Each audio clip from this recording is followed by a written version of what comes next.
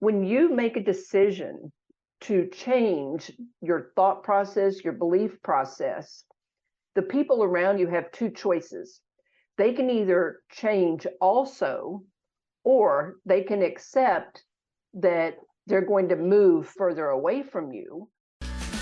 You are now listening to the podcast where authors inspire listeners to become authors, the Going North Podcast. I'm your host, certified self-leadership trainer, best-selling author, and book enthusiast, Dom Brightman. And you're going to be listening to a different author that will inspire you to join the business of immortality, known as authorship. Now let the fun begin.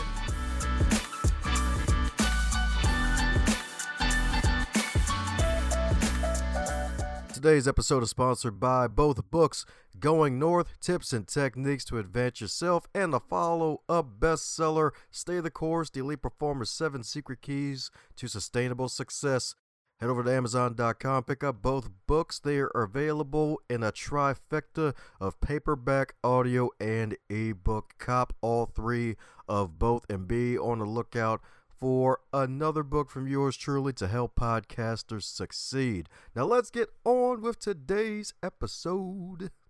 And today on the Highlight Reel Builder for authors known as GMP, the Great, Glorious, and Glamorous, it's the Going North Podcast. We got another super special, awesome human for you today, courtesy of podmatch.com, the wonderful site where podcast guests get to connect with podcast hosts. And if they're cool, they're freaking in. And today's guest is cooler than 2 cucumbers, baby. That's right, Dave, because she is a wonderful, wonderful author, baby. That's right, indeed. And again, if she wasn't an author, she wouldn't be on the show anyway. But that's a whole other thing. She's a best-selling author, folks. She's also a fellow child of the king. And she's also a mom, a wife, and she is an emotional eating and weight loss coach. So let's give it up for the LD herself, the lovely and daring Leslie Davis. How you doing today, Leslie? Dom, I am doing amazing. And with that kind of intro, how could I not be doing amazing? I mean, I got to get my energy up so that I'm matching your energy. And that is exciting right there. My Fitbit is going crazy, telling me that I am generating zone minutes. Sweet. There you go. Helps you get fit in the bit, I hear. That's exactly right. Exactly right. So my goodness, as with all introductions, they're not allowed to be 873.5 days long. And I probably only covered maybe 8 minutes of the whole 873 days. So mind filling in the lovely listeners of how you got to where you are today since it's your first time on the show. Well, the way that I got here where I am today is back in 2015, 2016, I hit kind of what I call a rock bottom. But I really don't like to use that phrase because I feel as if sometimes, God will say, you think that's rock bottom? I'll show you rock bottom. So I don't want to tempt it. I hit a pretty low point. Shall we go with that? Anyhow, when I hit that low point, I recognized that I wanted to get healthy mentally, physically, and emotionally. And I tell people now that if I would have known how hard the work was going to be, how hard the journey was going to be, I never would have started. Now, where I began was on the physical work, trying to learn how to eat better, how to make better food choices, and try to get my weight under control. And, to give away the end at the beginning, I ended up losing close to 100 pounds and have kept it off now since 2017. But as I say in my book, You Can't Eat Love, I didn't know how to do portion control. I didn't know how to do all these things. So I had to learn that stuff. Well, that was the easy part. The hard part was as I started tracking what I was eating, I started recognizing that I was feeling things. Now, isn't that an ugly word? I don't know if your mother ever threatened to wash your mouth out with soap, but feelings could be one of those words where she might threaten to wash your mouth out with soap because, who wants to talk about feelings? That's a bad word, isn't it? Right? So I started recognizing I was feeling things. And then as I started listening to what I was feeling, I started understanding how my not wanting to feel was connected to the eating and to not making good choices when it came to food. And so I started really digging into that. I did a lot of starting, did a lot of starting. But then I started realizing the thoughts that were running in my head were thoughts that had been put there a long, long, long time ago. So I began examining the beliefs that I had. I began examining the conversations that I was having inside my head. And I started questioning, are these things really real? Are they truly relevant? And then there's so many filler words right there. I mean, I'd really get dinged on that, wouldn't I? But You're good. I'm not the grammarian today. You're fine. well, that's good. That's good. I'm glad to hear you're not the grammarian. But then I started recognizing that I could take hold of those ideas and those thoughts. And when it came to my feelings, when I would express a certain feeling to somebody, somebody said back to me, well, you shouldn't be feeling that way. And I was like, wait a minute, that's how I feel. And so I started realizing I needed to take ownership of my feelings.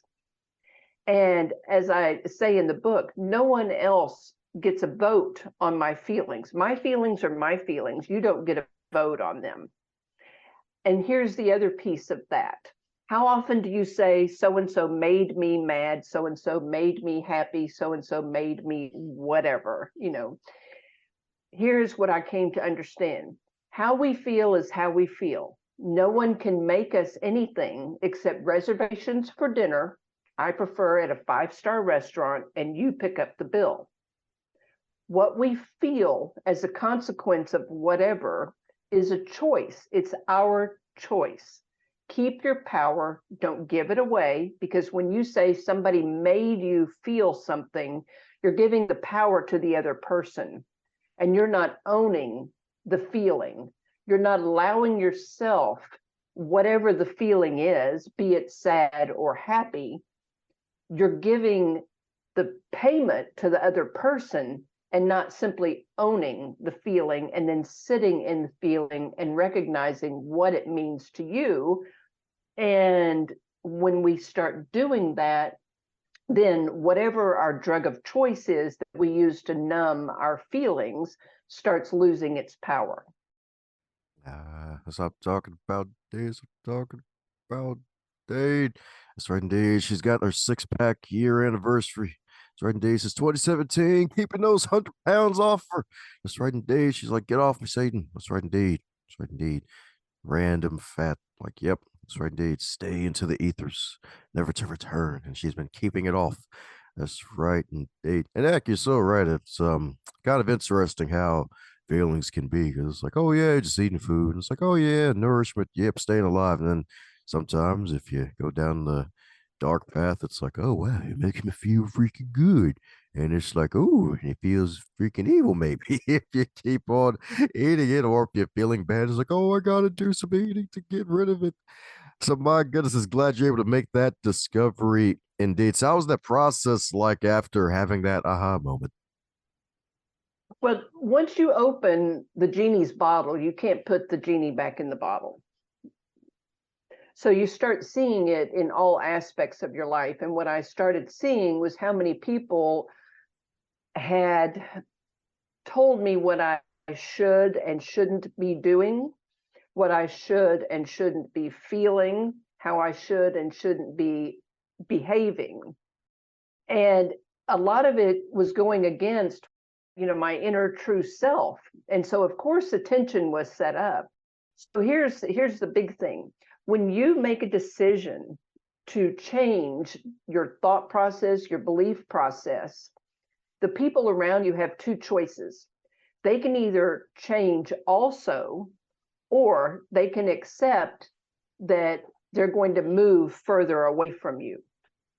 Because if you are true and honest to yourself with regard to the change and why you're making the change, those people are those people. You are only in control of you. You are not in control of them. And what they choose to do is what they choose to do.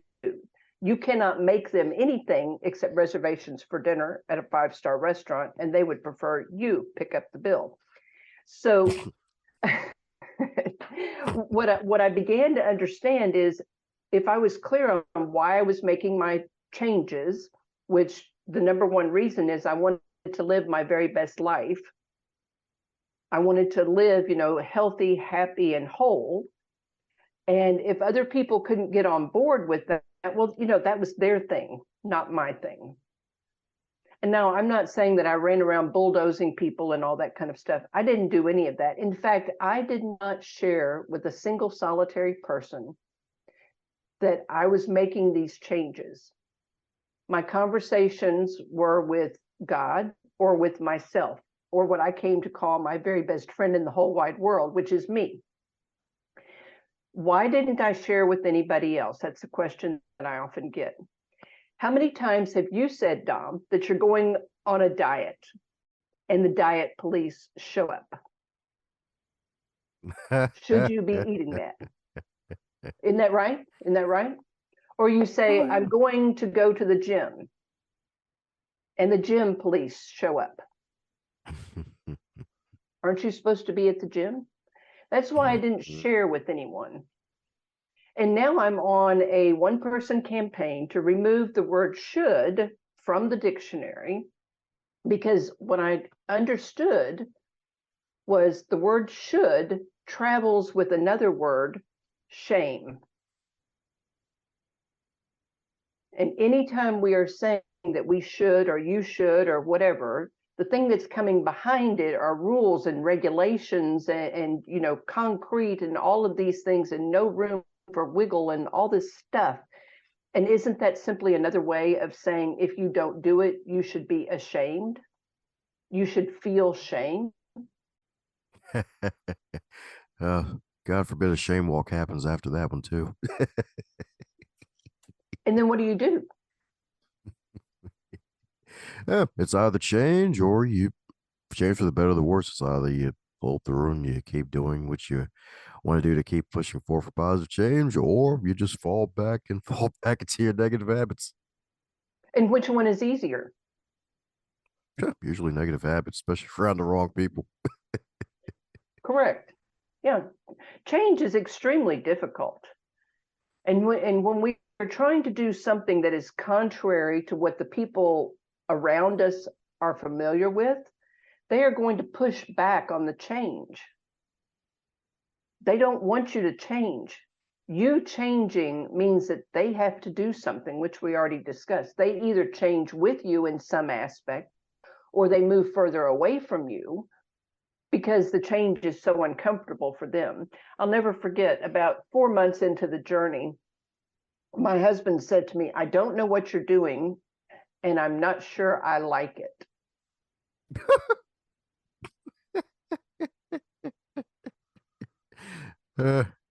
That's funny. But hey, at least you notice.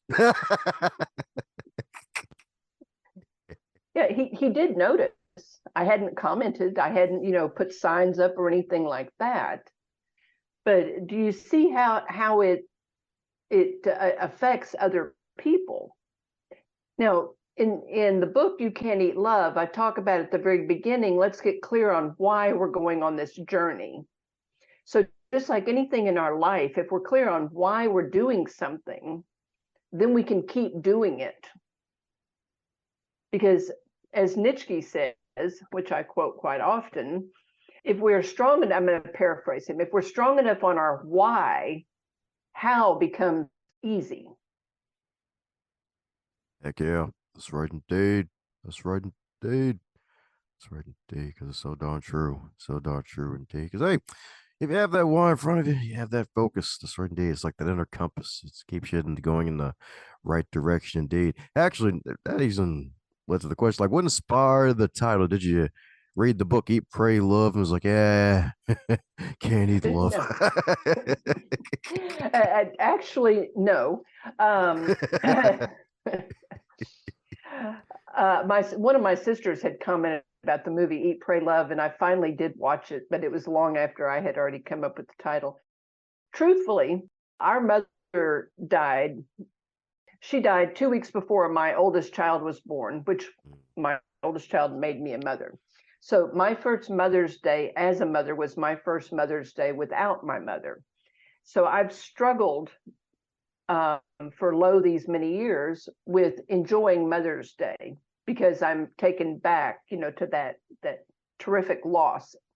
And I'll be really honest, I didn't mourn the loss of my mother until I went on this journey, because I had all these people telling me I should be over it and all these other things, which is a topic for another day.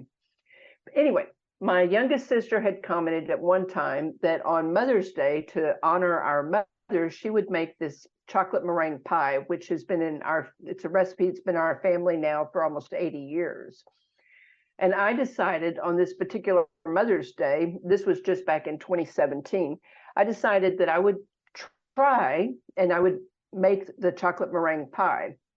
So the day after Mother's Day, I cut a slice of the pie and I sat down to eat it.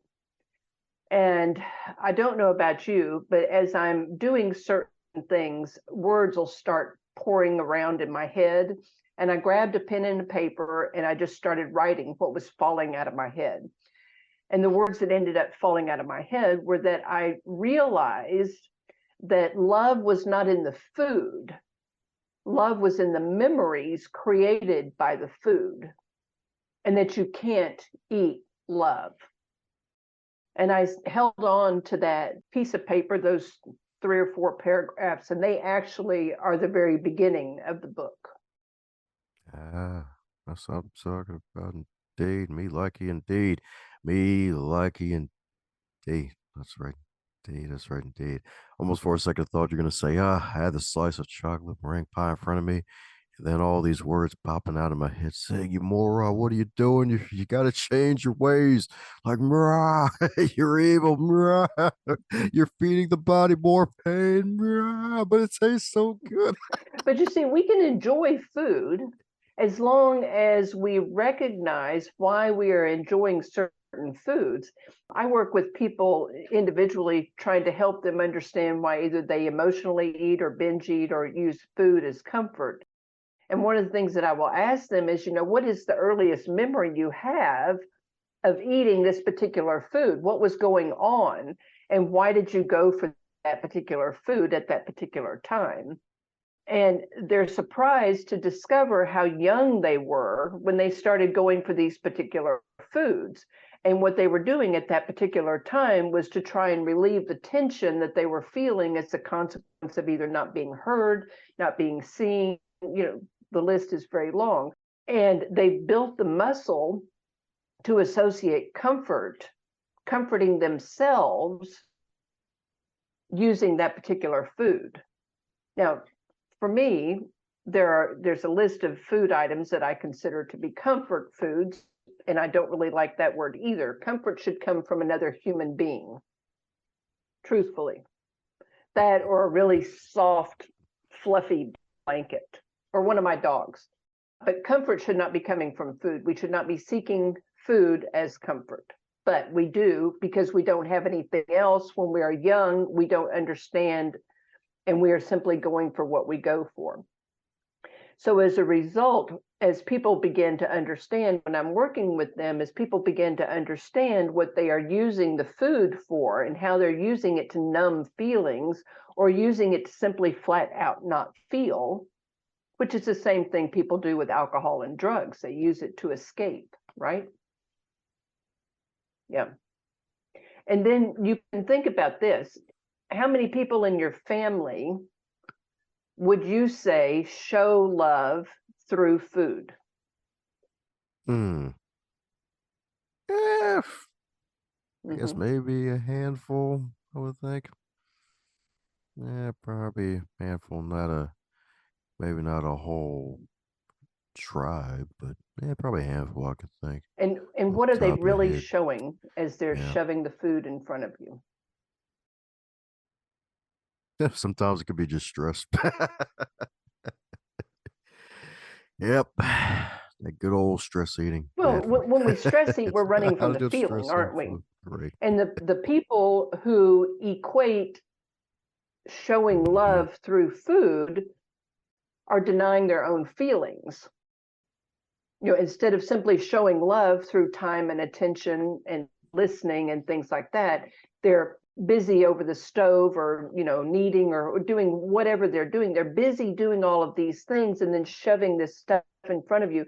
See how much I love you. Well, what would you value more? What would have more lasting impact on you? The stuff that they're shoving in front of you to eat more of? Or if they were to simply sit down with you and say, tell me about your day. Or you sit down with them and say, tell me about something that you did when you were growing up.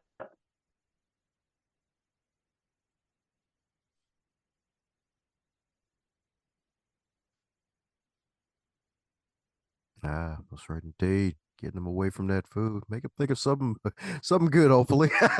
Hopefully Well, the good stuff they were doing when they were a kid. it's really only when we start feeling our feelings that we are able to heal our insides, our hearts. And when we are healing our hearts, then we are able to give to somebody else, because you cannot pour from an empty pitcher. And if you are expecting someone else to fill you up, you are going to be disappointed and empty every single solitary time. Yeah, that's right indeed. Just because our bodies are made of a lot of water doesn't mean they're going to fill each other up. Usually that is what happens, because we are taught that it is selfish to take care of ourselves. We are taught that it is selfish to put ourselves first. But what do they tell you on the airplane? They tell you, which oxygen mask do they tell you to put on first?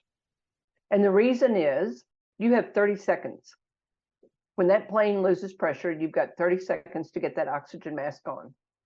That's not a lot of time, is it? And how many of us are running around putting oxygen masks on other people? And not only are we putting oxygen masks on other people, but we are putting oxygen masks on other people that already have an oxygen mask on. That's a visual for you.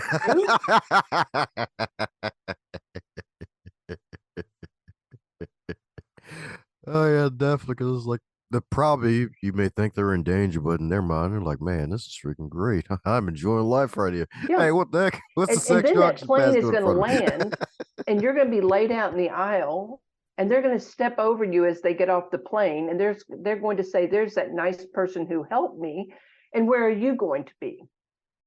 And as time moves forward, they might possibly think about you on an occasion, but where are you going to be? There you go. So There you go. Out of sight, out of mind. 1000%. Yep, So out of that's this realm. why, I now teach, preach, whatever you want to call it. We take care of us first, and taking care of yourself first is not selfish. It's actually selfless, because you cannot take care of someone else if you have not been taken care of. It's I told somebody just yesterday, is your car selfish when it needs gas?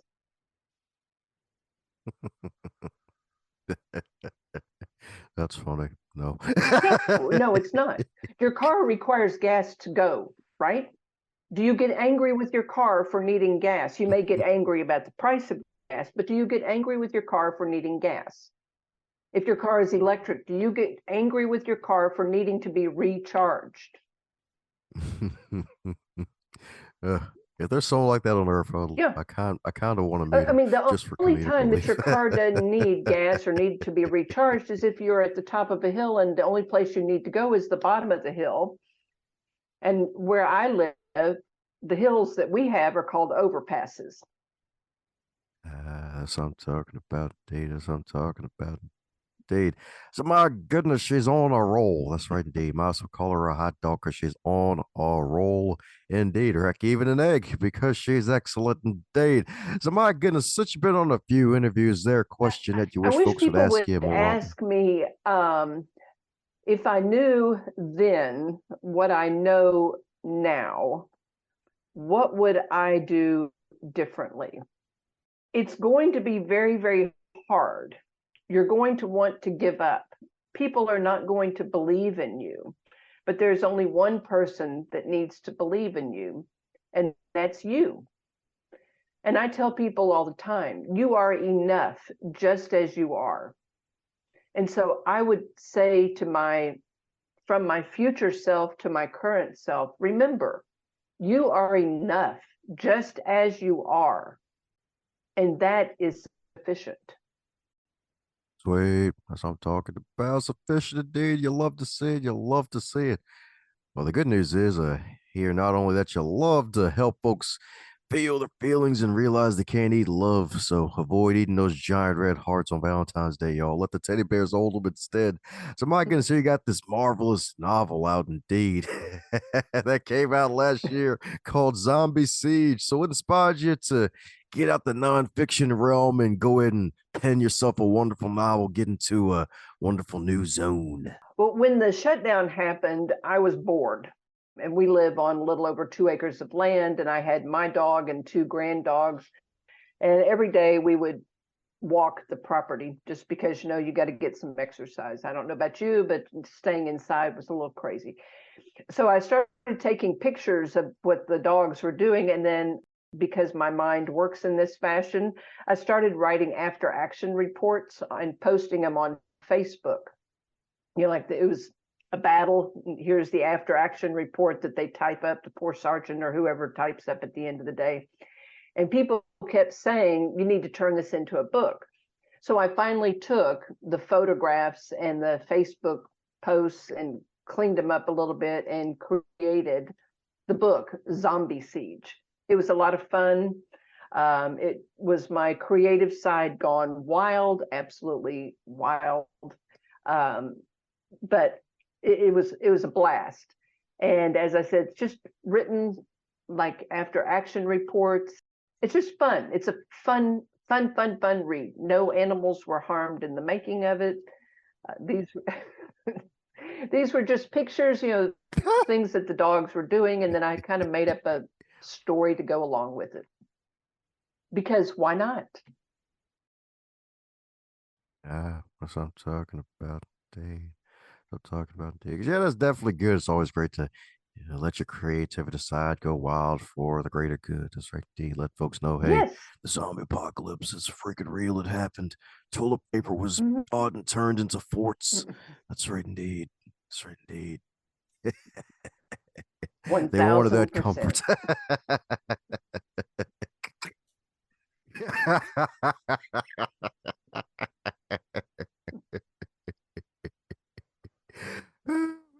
So speaking of comfort, there's always the spiritual comfort indeed. So my goodness, since your fellow Christian, always invite fellow Christians to share their stories of how they came to know Christ, their Savior. So my goodness, mind sharing your salvation testimony for those listening, for those who may want to be inspired. Well, interestingly, it was through the journey where I began, doing the hard work of the hard work, that God and I became more familiar with each other. And I actually wrote another book that was a consequence of the work that I did. And it's called The Journey from Failing to Healing, and it'll be published in the next couple of months. But the book talks about in 12 different chapters how God showed me that he was always there. And then he showed me, how he helped me to heal in these different areas. And then he showed me, how through my work, how other people can apply the work that he did in me. And so it's not that I have a quote unquote salvation story. It's simply that I have oh God, you were always here story. And now thank you so much for showing me that you've always been here. And in fact, I wrote the book From Failing to Healing before I wrote You Can't Eat Love. And I was working on getting it published, and I was walking out in the back one day with the dogs, and God very clearly said to me, I don't want you to publish this book. And I was like, what are you talking about? And he said, no, I needed you to write that book so you could see how I was always there, and how through me and the work that you have done and not being afraid to do the work, you've been healed or healing. We're always, a work in progress. He said, what I need you to do is I need you to write this other book, You Can't Eat Love, for the other yous that are out there. And he was very, very clear about this instruction. He said, I do not want to appear in the pages of the book, even though I will be there in every single word. So the only place that God really appears in the book is in the beginning, the dedication, and briefly again in the very end where I talk about resources and things that I do. But they are words that he gave to me. They are the lessons that I learned through working with him and understanding who I am and learning to love myself as God loves me. So as I said, I don't really have a salvation. It's more of a, oh, God, you're always here. Oh, okay, well, let's get to know each other. And so God and I are very, very good friends. I talk to him all the time. I have an alarm set on my telephone that goes off at noon every day, reminding me to pray, even though I'm constantly praying to him. But at noon specifically, I always lift up, some kind of prayer. But it's through him, with him, and because of him that I am now much better than I was back in 2015, 2016. There you go. Find God, lose weight. You love to see it. Well, not so much that, but understanding that you don't need to fill that myself-sized hole in your heart with whatever your drug of choice is. Understand that. And when you feel like nobody loves you, God loves you. Yeah, that's right indeed. That's right indeed. And that's the love you live, not the love you eat. Correct. Correct. That's right indeed. That's right indeed. Y'all love to see it. Well, speaking of eating, if your wonderful book, You Can't Eat Love, if that book were a food, what would it be and why? It would probably be a chocolate meringue pie because that was my inspiration for the title, or a fabulous Italian dish loaded with pasta, because it was when we went to Italy while I was on the journey that I fell in love with food and began to appreciate food for what it is, nourishment for our bodies, not so much filling that hole. But I learned to savor food and learned that food can be flavorful and enjoy, you can enjoy it. You don't have to have large amounts of it. There we go. That's right indeed. Don't have to have large amounts of it all every day. That's right indeed. That's right indeed. That's right. You don't have to go to the buffet every day. That's right indeed. That's right indeed. Don't need to go to all you can eat every day. Nope, you You try don't. to eat all you can eat from start to close.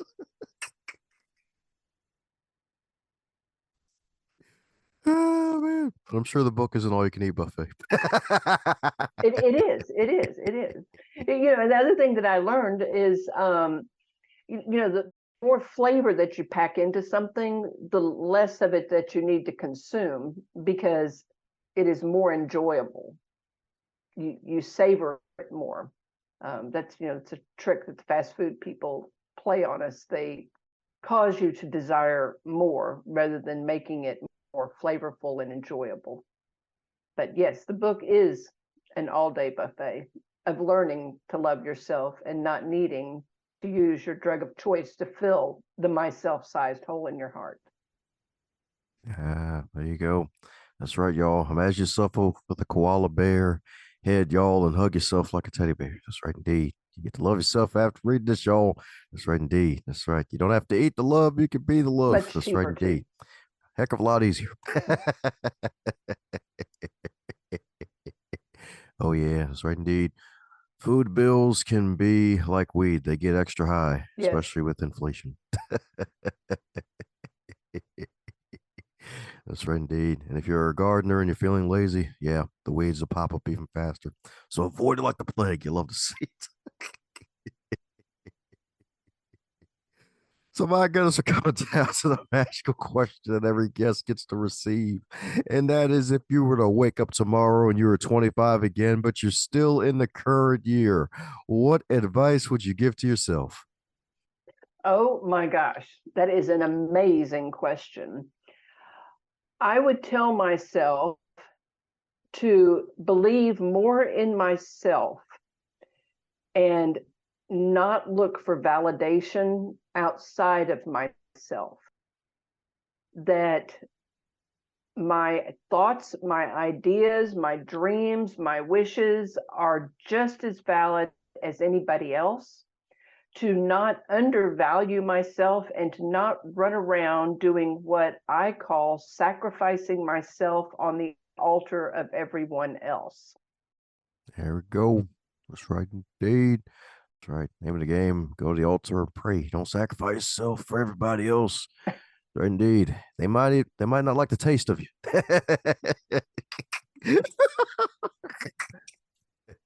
It'll be like the human meat needs more seasoning. Where's the Old Bay? We're feeling crabby.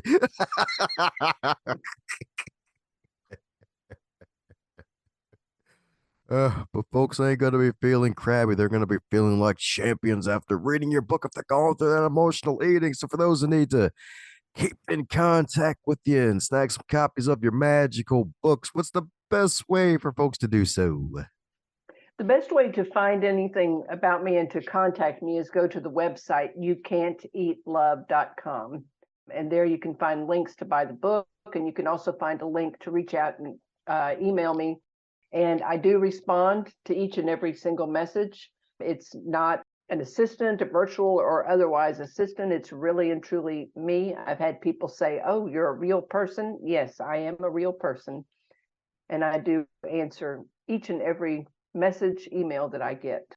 And I'm always happy to talk to people. Well, there you have it, folks. Going to put a link to Leslie's lovely site in the show notes. That's right, indeed. That's right, indeed. Be sure to reach out if you got some of those extra questions. That's right, indeed. She is an expert.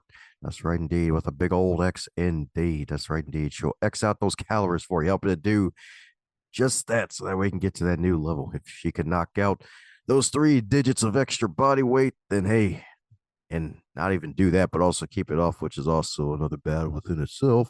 And hey, she's definitely got you covered like a blanket. If it's winter, she's got you covered like 3 blankets.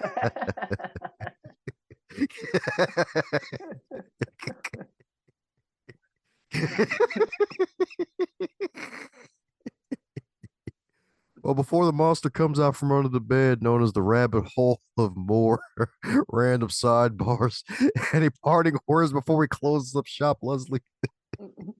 Well, Don, first of all, it's been such a thrill to talk with you, because I do listen to your podcast, and I really enjoy how you pull out all these nuggets from different people that you talk with. And to get to actually meet you in person has been amazing. I really appreciate it.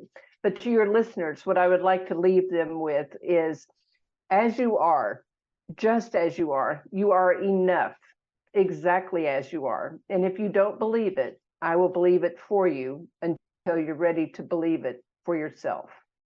If you're hearing this part of the episode, that means you're one cool individual. Thanks a bunch for tuning in, and if you enjoyed what you heard, be sure to share it with at least one other person in your network. Bonus points for 3. And be sure to check out the backlog too while you're at it, because there are hundreds of wonderful episodes to choose from as well.